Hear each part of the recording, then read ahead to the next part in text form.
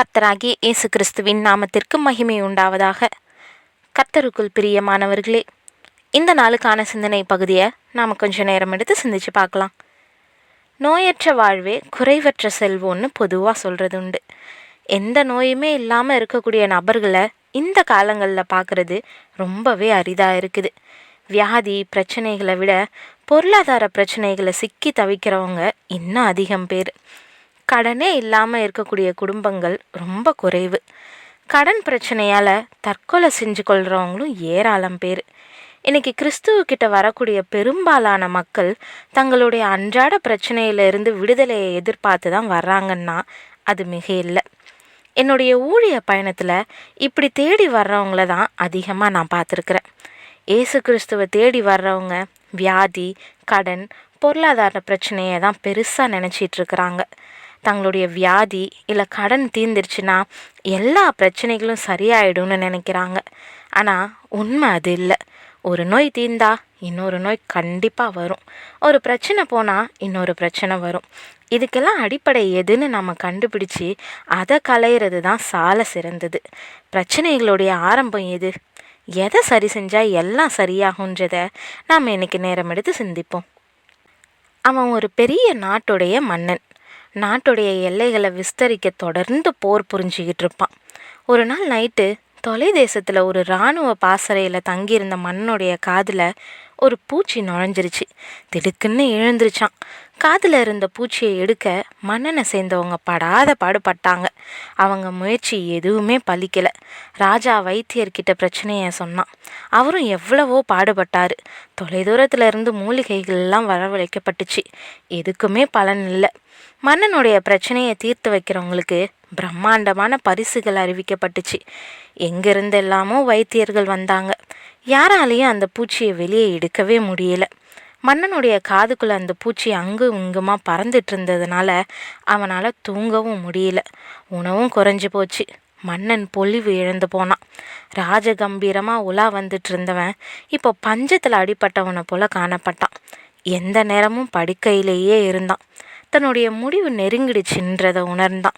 இந்த நேரத்தில் இமயமலையிலிருந்து ஒரு துறவி சீடர்கள் புடைசூழ நாட்டுக்கு வந்திருக்கிறதா செய்தி வந்துச்சு. பட்டத்து ராணி அந்த துறவியை பார்த்து தன்னுடைய கணவனை காப்பாற்றணும்னு மன்றாடினான்.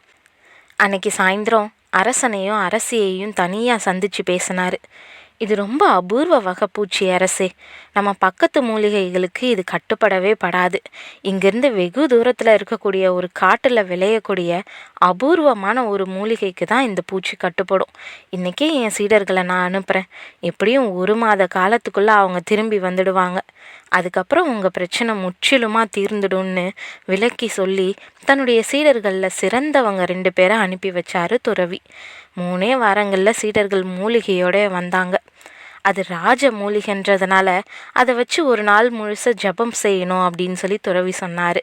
மறுநாள் காலையில் விடியறதுக்கு முன்னாடியே மன்னனுடைய காதில் அந்த மூலிகை சாறை அரைச்சி ஊற்றப்பட்டுச்சு.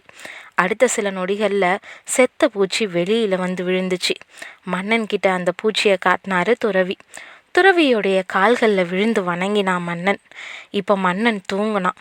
நல்லா சாப்பிட்டான். பழைய பொலிவு திரும்பி வந்துடுச்சு. துறவி விடை பெற்று கொண்டார். அவருக்கும் அவருடைய சீடர்களுக்கும் உரிய மரியாதையை செஞ்சுட்டு அனுப்பி வச்சான் மன்னன்.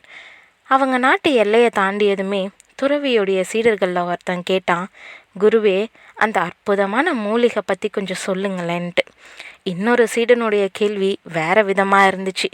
மூலிகையை விட அந்த பூச்சி இன்னும் அற்புதமாக தோன்றுது. ஒரு மனுஷனுடைய காதுக்குள்ளே புகுந்து அத்தனை நாள் உயிரோடே இருந்து அவனை படாத பாடுபடுத்தி வச்சிருச்சுன்னா அது ரொம்ப விசேஷமான பூச்சியாக இருக்கணும். அதை பற்றி கொஞ்சம் சொல்லுங்களேன்னு சொன்னான். துறவி புன்னகை பூத்தாரு. பூச்சி அத்தனை நாள் எங்கே இருந்துச்சுன்னு நினைக்கிறீங்க? மன்னனுடைய காதுக்குள்ளையா? அதுதான் இல்லை. மன்னனுடைய காதுக்குள்ளே பூச்சி போனது உண்மையாக இருந்திருக்கலாம்.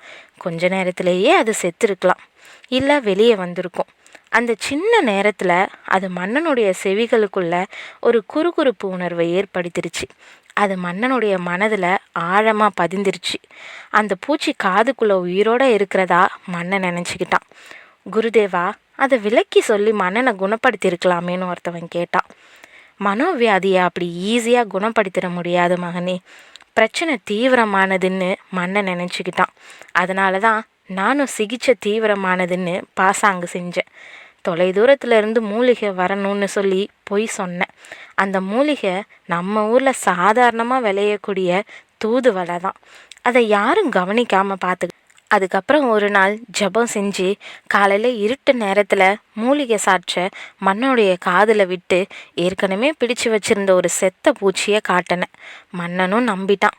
அவனுடைய நோயும் தீர்ந்துச்சின்னு சொல்லி சொன்னார். சீடர்கள் வியப்பு தாழாமல் தங்களுடைய குருவை பார்த்தாங்க. பிரியமானவர்களே, இந்த ராஜாவை போல தான் நாம் கூட உண்மையான பிரச்சனை எதுன்னு தெரியாமல் வாடி வதங்கி மடிஞ்சு போகிறோம். நம்மளுடைய பிரச்சனைகளுக்கான மூலக்கூறு எதுன்னு நம்ம வேதத்தின் அடிப்படையில் ஆராய்வோன்னா சரியான பதிலை கண்டுபிடிக்கலாம்.